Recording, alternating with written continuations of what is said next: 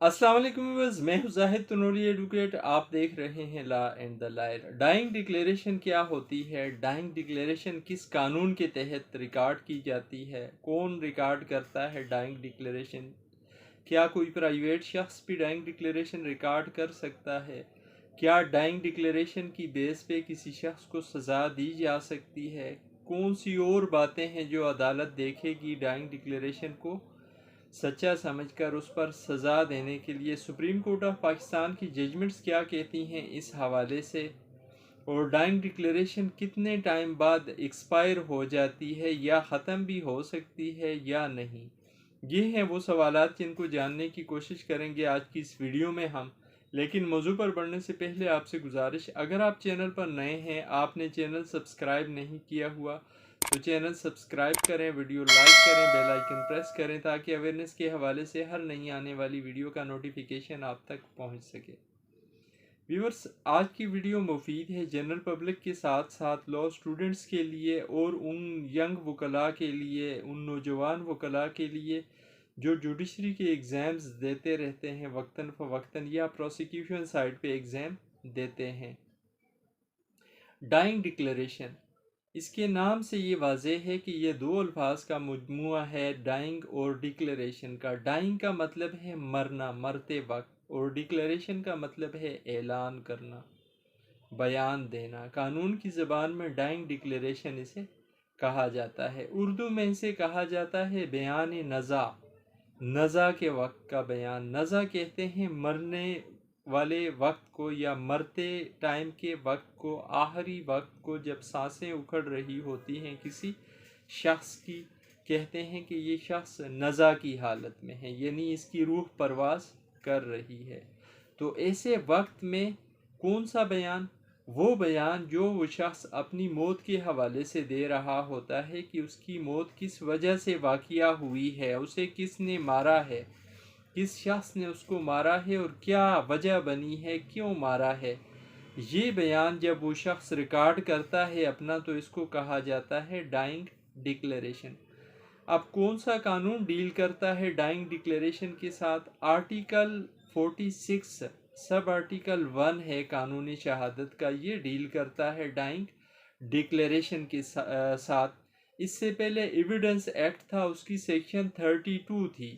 یہی ایویڈنس پھر بعد میں قانونی شہادت آرڈر بن گیا، تو ایویڈنس ایکٹ کی سیکشن 32 ڈیل کرتی ہے یا کرتی تھی ڈائنگ ڈکلیریشن کے ساتھ۔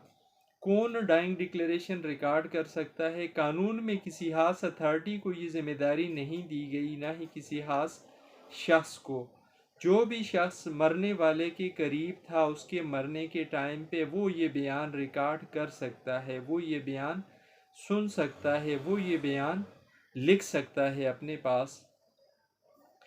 کیا کوئی پرائیویٹ شخص بھی یہ بیان لکھ سکتا ہے یا سن سکتا ہے؟ جی ہاں، بالکل، قانون میں کوئی قدغن نہیں ہے کہ پرائیویٹ شخص ایسا نہیں کر سکتا۔ پرائیویٹ شخص بھی سن سکتا ہے، یہ بیان تحریر کر سکتا ہے اور سن کر عدالت میں یہ بیان دے سکتا ہے۔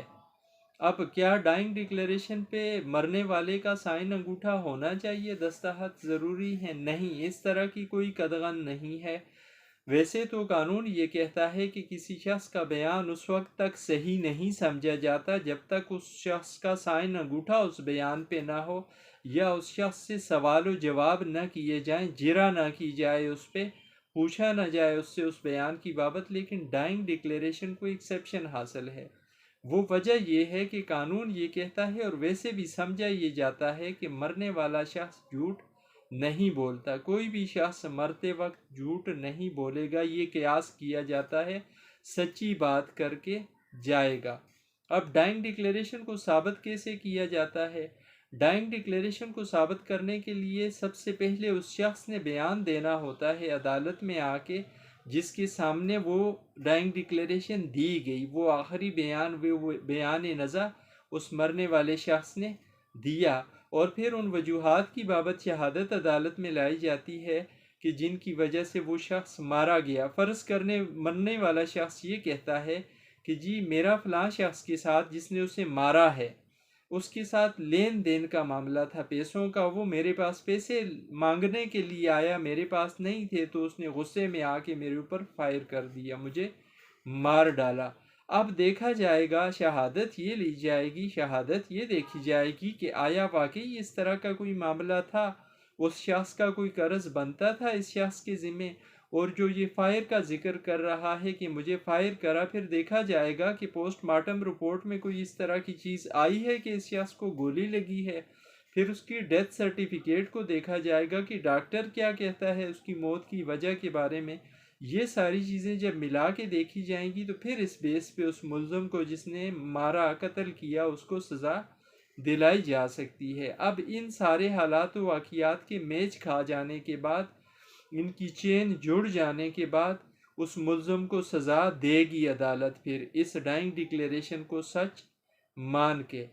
ڈائنگ ڈکلیریشن کے حوالے سے سپریم کورٹ آف پاکستان نے ایک ججمنٹ دی تھی 2001، SCMR اس کا رسالہ تھا اور اس کا پیج نمبر تھا 1474۔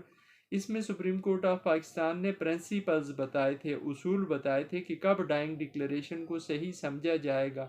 ان اصولوں میں سے یہی اصول تھے جو میں نے آپ کے ساتھ شیئر کیے، اور ایک اصول یہ تھا کہ ڈائنگ ڈکلیریشن کی کوروبریشن ہونی چاہیے باقی سرکمسٹانشل ایویڈنس کے ساتھ، اس کو ملا کے دیکھا جانا چاہیے، اور پھر اگر بات بنتی ہے تو سزا ہوگی ملزم کو۔ اسی ججمنٹ کی بیس پہ پھر ایک اور ججمنٹ بعد میں دی سپریم کورٹ آف پاکستان نے، جو رپورٹ ہوئی 2010، SCMR پیج 55 تھا اس رسالے میں۔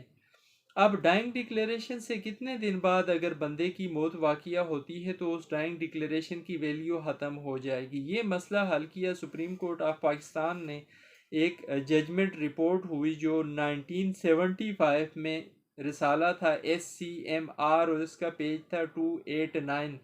اس میں سپریم کورٹ آف پاکستان نے یہ کہا کہ اگر مرنے والا شخص 4-5 دن بعد بھی مر جاتا ہے، کچھ ٹائم بعد مرتا ہے اپنا بیان نزا ریکارڈ کرانے کے، تو اس سے اس بیان پہ کوئی فرق نہیں پڑے گا۔ اس وقت صرف دیکھا یہ جائے گا کہ بیان نزا میں اس نے جو بیان دیا ہے اس کے ساتھ باقی کے حالات و واقعات میچ کھا رہے ہیں، باقی کی شہادت بھی اسی کے مطابق ہے، میڈیکل کی جو رپورٹس آئیں وہ بھی یہی بات کر رہی ہیں، یا ان سے بھی یہی چیز پتہ چل رہی ہے کہ مرنے والے کے وجہ یہ موت یہی بن رہی ہے، بات جو وہ بیان کر رہا ہے اپنے بیان نظر میں یا ڈائنگ ڈکلیریشن میں۔